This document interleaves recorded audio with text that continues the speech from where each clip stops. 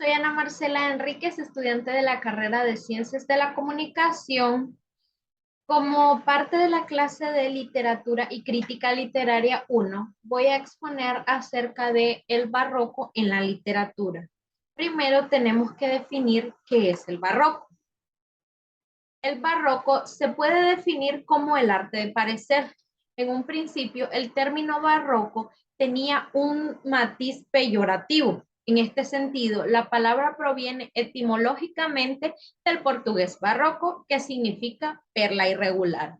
Es un término trasplantado de las artes plásticas, que tuvo originalmente un sentido peyorativo, puesto que se relacionaba con lo extravagante, lo exagerado, lo recargado y el movimiento, en abierto contraste con el estatismo y el orden propios del Renacimiento, del que en realidad es continuidad y evolución. Hoy se aplica al conjunto de rasgos que conforman la visión del mundo de este periodo histórico.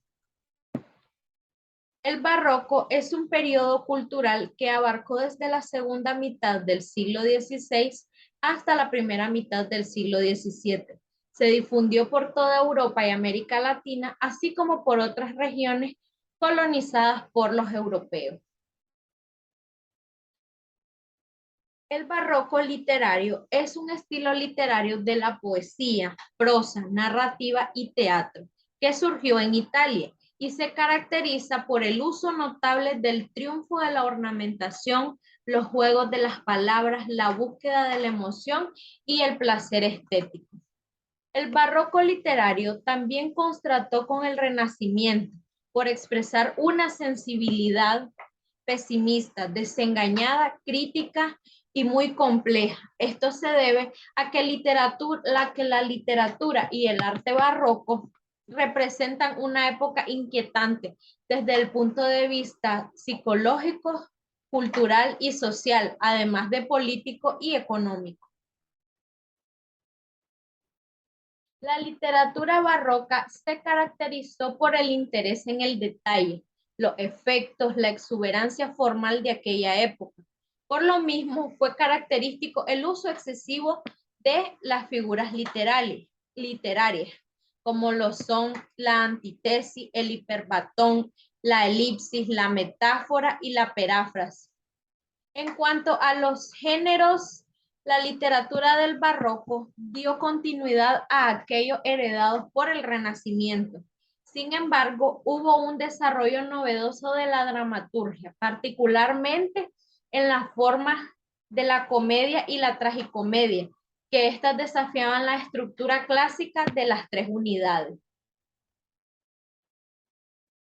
El barroco acogió una gran pluralidad de las corrientes literarias. En el caso de España, fueron dos las grandes corrientes más importantes, que fue el culteranismo y el conceptismo. El culteranismo valoró la forma sobre el contenido. En consecuencia, fue más rico en figuras retóricas y referencias literarias cultas. Su principal representante fue Luis de Góngora. El conceptismo se basa en la exposición de ideas o conceptos mediante el ingenio verbal. Uno de sus principales exponentes fue Francisco de Quevedo. Dentro de la literatura del barroco tenemos diferentes características, como es la presencia constante del pesimismo y del desengaño, la actitud crítica, sátira y hasta sarcástica, que permite la aparición de géneros como la picaresca y transforma algunos temas como la es el amor. Busca provocar la intranquilidad del espectador y la extrañeza. Desplazamiento del tema central a un plano secundario o hasta último. Preferencia por lo extraño, extravagante, oscuro e insondable. Confunde lo irreal con lo real. Sugiere la fugacidad del tiempo. Y por último, la lengua literaria se enriquece con la incorporación de cultismos, con el retorcimiento expresivo que se produce con el hiperbatón, los juegos de palabras, la acumulación de imágenes, metáforas y antítesis paradoja. Ya para finalizar, tenemos los principales autores y representantes de la literatura del barroco, como lo son Tirso de Molina, Luis de Góngora, Miguel de Cervantes, Lope de Vega, Francisco de Quevedo, Pedro Calderón de la Barca, Francisco de Rioja, el Conde de Villamedina, Vélez de Guevara y Sor Juana Inés de la Cruz.